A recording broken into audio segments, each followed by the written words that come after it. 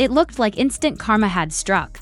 Bria Hartley, the player many fans have been labeling the dirtiest in the WNBA, is officially out for the season. Connecticut's PR team dropped the bombshell that Hartley suffered a meniscus tear in her right knee and won't return this year. The timing couldn't be more ironic. Just days earlier, she was at the center of outrage for a collision that left Sophie Cunningham with a torn MCL, sparking debates over whether Hartley's actions were intentional. Now, the very player accused of playing dirty is sidelined herself, and fans can't help but see it as the basketball gods delivering swift justice. The moment that set everything off came when Cunningham collapsed to the floor, grabbing her knee after colliding with Hartley. The arena went silent as Sophie was helped off the court, clearly in immense pain. But it wasn't just the injury that got people talking. Cameras caught Hartley smirking as Sophie lay injured, and that single image became the spark that lit up social media. Fans saw malice, not sportsmanship.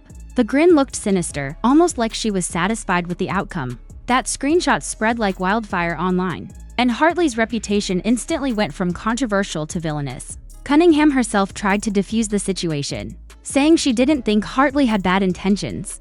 But her words didn't matter. The photo had already done the damage. Fans had receipts, too, pointing back to earlier incidents involving Hartley. There was the infamous rebound battle where she appeared to yank Angel Reese's hair, drawing furious reactions across the league. Then came the shove against Rebecca Allen that also looked reckless. None of those moments brought real punishment, but they built a pattern. By the time Cunningham's knee gave out, Hartley's name was already synonymous with dirty play.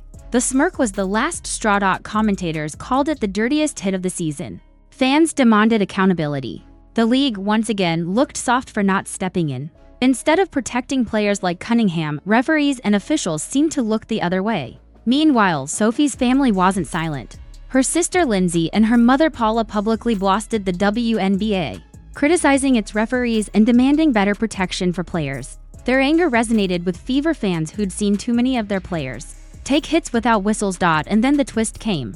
Before the league could even decide whether Hartley deserved suspension, the Connecticut Sun announced she'd miss the rest of the season, with a knee injury suffered in practice. Just like that, she was gone. For Fever fans, it felt like poetic justice. Cunningham had been taken out in what many saw as a dirty play, and now Hartley herself was on the receiving end of bad luck. Social media turned the announcement into a celebration. Fans called it instant karma, poetic irony, even divine payback. Wonder if she's grinning now, one viral post read.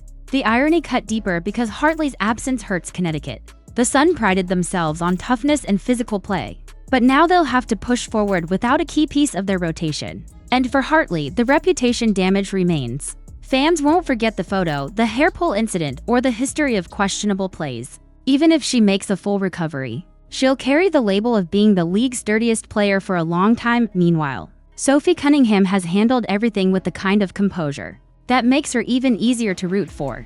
On her podcast, she refused to throw Hartley under the bus, calling the hit a basketball play and saying she had nothing but love for her. She even admitted she thought Hartley didn't mean to hurt her. Yet, on social media, she also showed her fire, posting the blunt message, "F around and find out."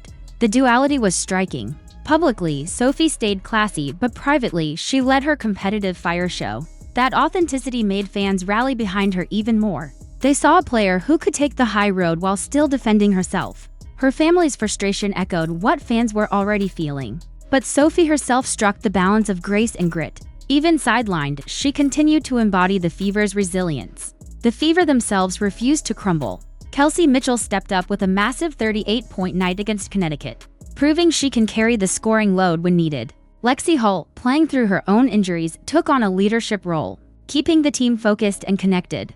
Aaliyah Boston remained the anchor in the paint, fighting through double teams and keeping the defense steady. And all the while, fans kept their eyes on Caitlin Clark's recovery, knowing her eventual return could supercharge everything the Fever have built in Sophie's absence. Hartley's injury stole headlines, but it won't define the season. The bigger story is Cunningham's toughness and the Fever's fight. Even without her on the floor, her spirit runs through the team. Her willingness to take the high road while still standing her ground has made her a symbol of perseverance. And when she returns next season, fans know she'll come back stronger. The irony of Hartley's downfall only amplified that storyline. In the end, the league didn't need to hand out punishment. Fate stepped in.